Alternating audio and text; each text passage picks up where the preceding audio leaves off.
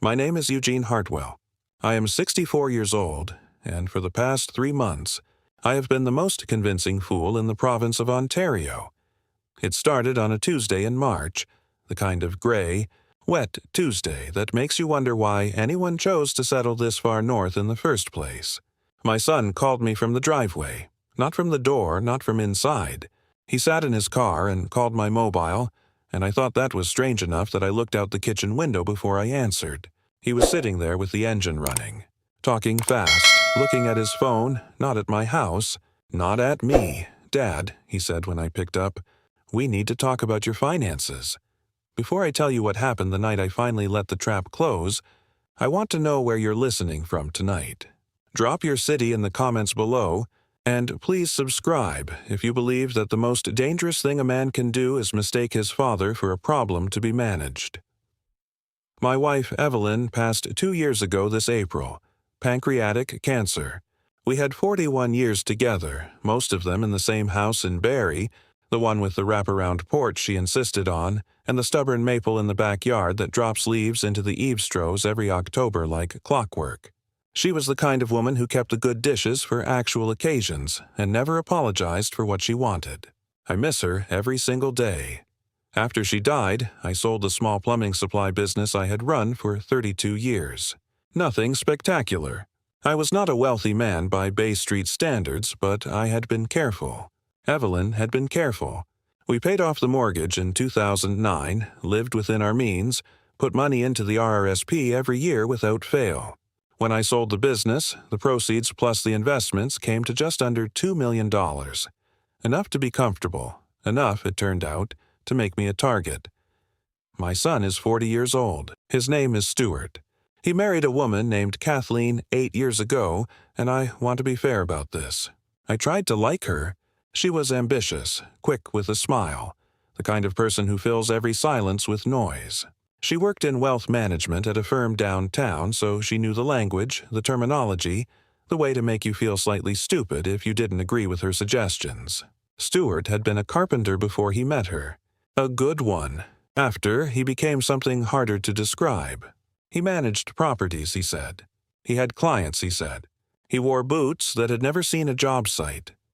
The questions about my money began about 4 months after Evelyn's funeral.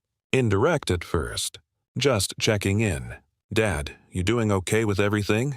The estate, the house, all of it?" Then more direct. "Have you talked to anyone about restructuring?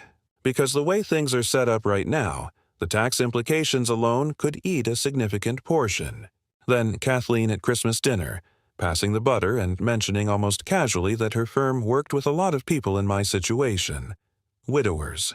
People with liquidity and no clear plan. I said I had a plan. I said I had an accountant I'd trusted for 15 years, and a financial advisor who had managed my portfolio through 2 recessions without losing her nerve. They smiled at each other. That small smile. The one I was not supposed to notice. I called my oldest friend the following week. His name is Frank Okafor, and he is a retired Crown attorney who golfed with me every summer for 20 years before his knees gave out.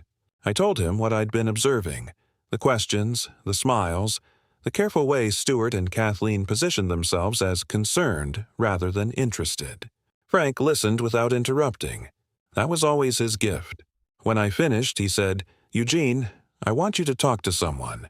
He meant a lawyer, not just any lawyer.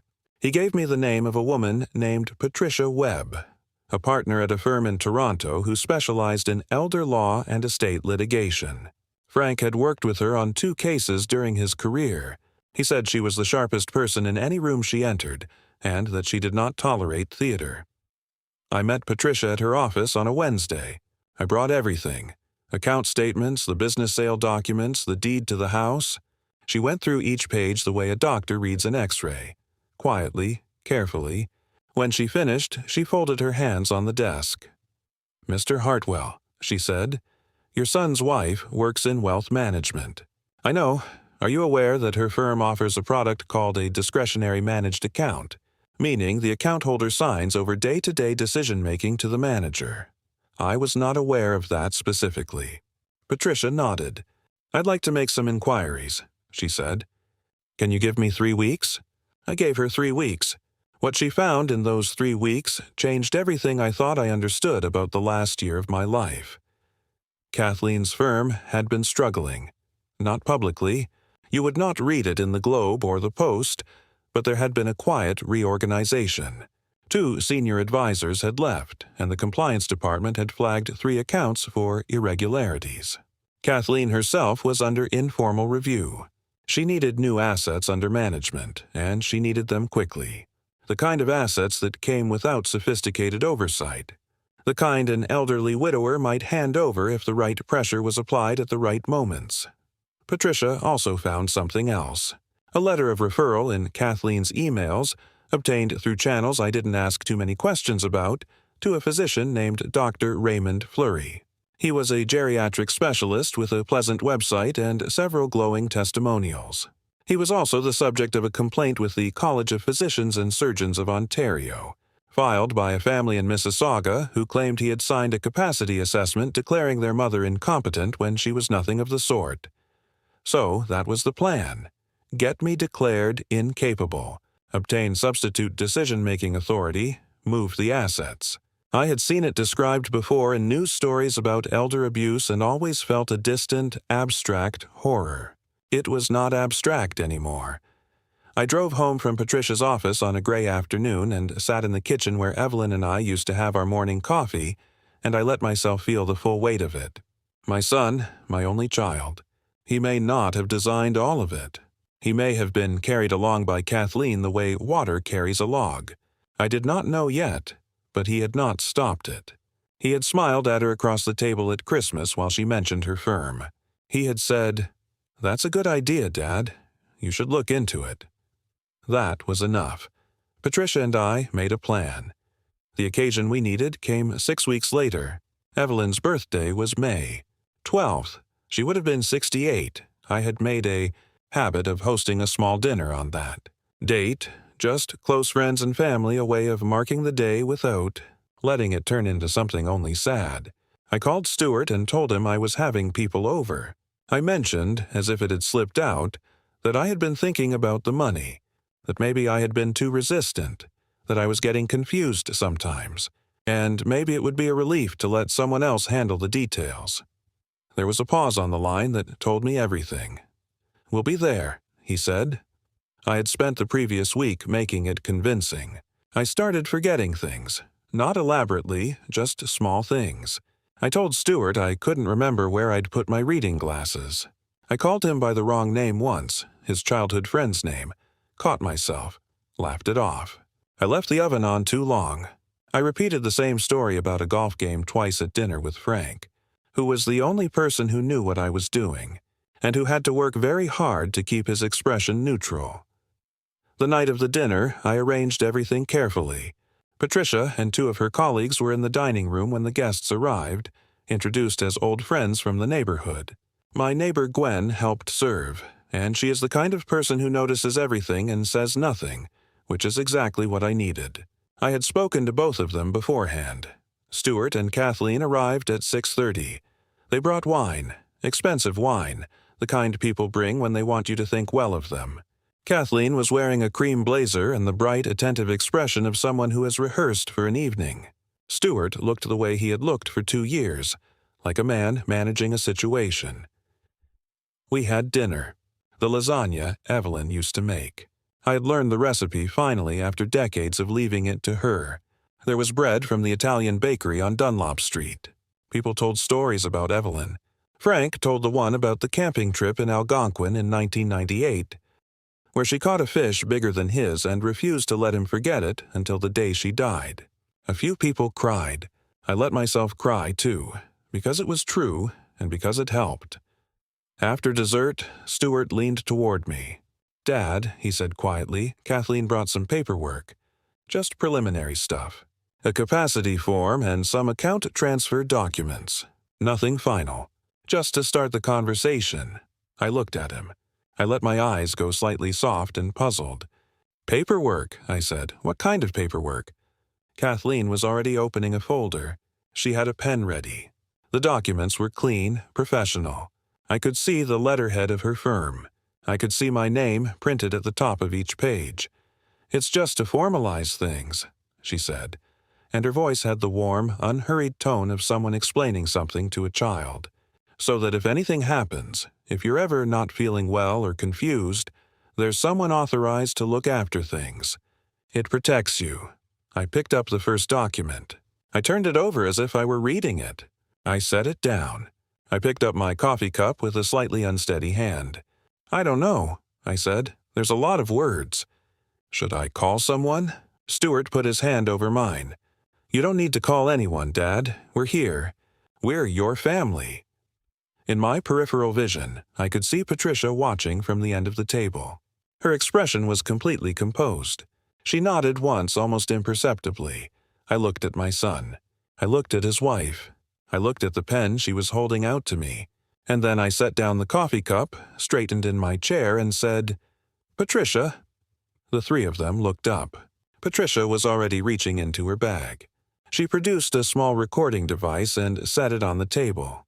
Her two colleagues produced identical devices from different positions around the room.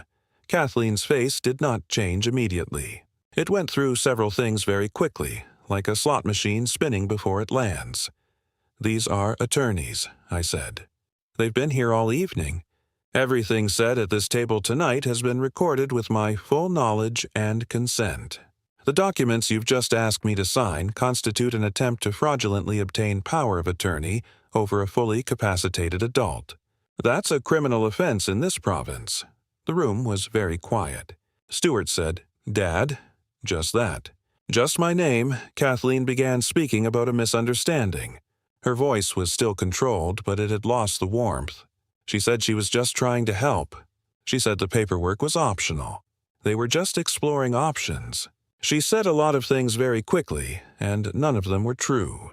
Patricia interrupted her calmly and said that anything further should be directed to Kathleen's legal counsel. I looked at my son. He was looking at the table. A few minutes later, 2 officers from the Barrie Police Service came through the front door.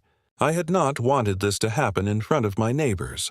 I had not wanted it to happen at all, in the truest sense. But I had understood for 3 months that wanting something and accepting what is necessary are 2 different things. Kathleen was charged that evening. Fraud over $5,000, attempted misuse of a capacity assessment, and conspiracy with Dr. Fleury, who was separately arrested at his home in Oakville the following morning. Her firm launched an internal investigation that same week, and within a month, 3 other families had come forward with similar accounts. It turned out Evelyn's birthday dinner was not the first time Kathleen had sat at someone's kitchen table with a pen and a folder and that particular smile. Stuart was not charged. I want to be honest about that and about why. The evidence against him, personally, was insufficient. He had not drafted the documents. He had not arranged Dr. Fleury. What he had done was enable. What he had done was stand beside a woman who was defrauding his father and choose repeatedly to look away. The night the police left, after the neighbors had gone home, and Frank had walked out to his car, Stuart sat at my kitchen table and did not move for a long time. I sat across from him and we did not speak. The maple outside the window was making noise in the wind. Finally he said, "How long did you know?" 3 months, I told him. He closed his eyes. I did not hate him. I want to be clear about that because I have been asked about it since, and it is a complicated question that deserves a real answer. I did not hate him, but I was grieving something that night that had nothing to do with Evelyn. I was grieving the version of my son that I had believed in for 40 years. The boy who used to sit on the tailgate of my truck on job sites and ask me questions about pipes and pressure and the way water finds its own level. That boy was still in there somewhere. I knew that. I just couldn't find him that night. Stuart and Kathleen separated 2 months after her arrest. He told me about it by text, which I thought was both understandable and a little cowardly, and I told him so. He called me an hour later. We talked for the first time in months without something unsaid sitting between us. It was not a good conversation, but it was a real one. That felt like something. Kathleen pleaded guilty 8 months later in exchange for a reduced sentence.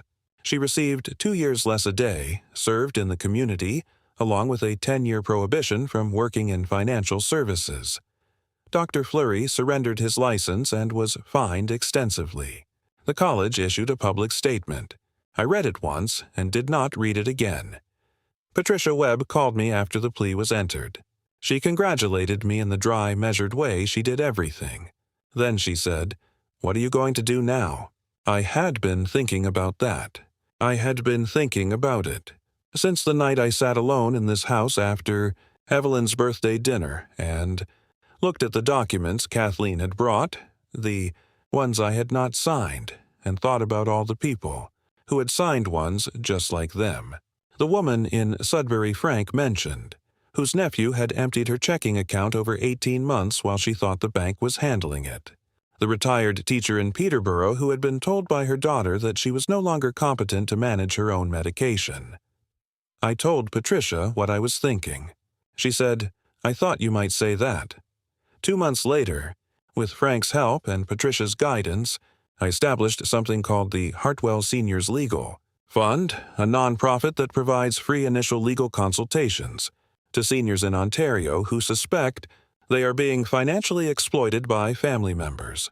We partnered with Legal Aid Ontario for referrals, and with 2 university law schools whose students needed clinical hours and had more than enough energy and idealism to make up for their inexperience. The calls started inside the first week. I was not prepared for how many of them there were. I knew intellectually that elder financial abuse was the fastest-growing form of fraud in Canada. I had read the statistics. Reading statistics and listening to a 73-year-old woman from Thunder Bay tell you that her son has been making withdrawals from her account every month for 2 years, and she hasn't said anything because she doesn't want him to stop visiting, are 2 entirely different experiences. We helped her. We helped a man in Kingston whose daughter-in-law had convinced him to add her name to his house title. We helped a retired nurse in Hamilton who had signed documents she did not understand because her son told her it was a tax matter and she trusted him. We helped people who called from small towns, where everyone knew the family and no one wanted to make trouble. People who were afraid of being alone more than they were afraid of being robbed. Stuart volunteers with the fund now. He started 6 months after Kathleen's plea. He showed up at the office one morning without calling ahead, which I have already told him twice is not acceptable behavior in a professional setting. He was holding a box of Timbits, which I think was either a peace offering or a nervous habit. He said he wanted to help. He said he understood if I said no, I did not say no. He answers the intake line 2 evenings a week. He is not a lawyer, but he knows how to listen, and people who call that line need someone to listen before they need anything else.